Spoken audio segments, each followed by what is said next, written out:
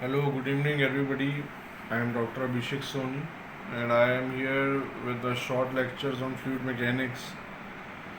So, I am just recalling the things that we have covered up in the classroom, and I think so. You might remember we have completed the part of buoyancy and flotation, and we have started the discussion regarding the fundamentals of the fluid flow.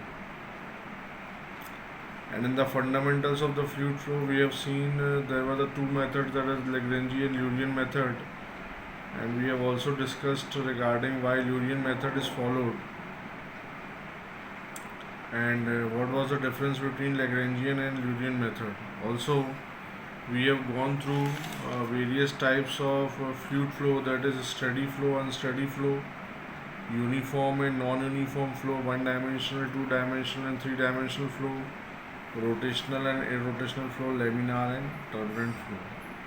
And we've also gone through the mathematical equations of all these types of flow, and we have also derived the equation, Bernoulli's equation in three-dimensional and in Cartesian coordinate uh, form, and I have given the assignment to derive the equation in the polar format. So we have gone through all the discussion and we have also started discussion regarding the pattern of the flow, and in that we have seen what was streamline.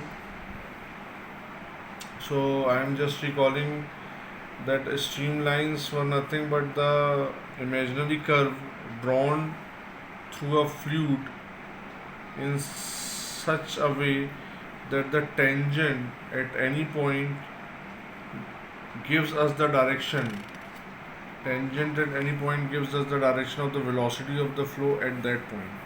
So these were the imaginary lines, and we know that the fluid is composed of the particles, and it can be represented by a series of streamline obtained by drawing the curves. So we can obtain the uh, tangential position by tan theta. If we draw in a xy coordinate, that is tan theta is equals to y upon x. If suppose at any point of the imaginary line we have to find out the tan of theta, so we can find out tan theta is equals to y upon x of any point in the so so so that was regarding the streamline. And regarding stream tube, we have also discussed a stream tube is a tube imagined to be formed by a group of streamlines passing through a small closed curve, which may or may not be circular. So you can see the stream tube. It can be drawn with the help of number of streamlines, imaginary lines, and uh, I will be taking the help of the blackboard and explaining you in the coming subsequent part. And I have also discussed regarding the path lines. Path lines may be defined as a line traced by a single fluid particle as it moves over a period of time. And a streak line, in experimental work, often color or dye or some other substance are injected into the flowing fluid in order to trace the motion of the fluid particle. The resulting trail of the color is known as streak line or filament line. So these things we have discussed in the classroom. While we have stopped, means we have ended our discussion and started our discussion regarding the flow patterns.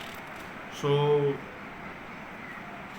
I will be explaining with the help of the blackboard what are your imaginary lines, that is streamlines, then your path lines, streak tube, and your streak lines. Now we have gone through the continuity equation, and we have derived in uh, means continuity equation we have already derived, and we have gone through regarding the discussion of the continuity equation, and as far as uh, means next part that we were on to start was the acceleration. So in the coming subsequent lecture we will go for acceleration, and regarding all the mathematical equation we will discuss.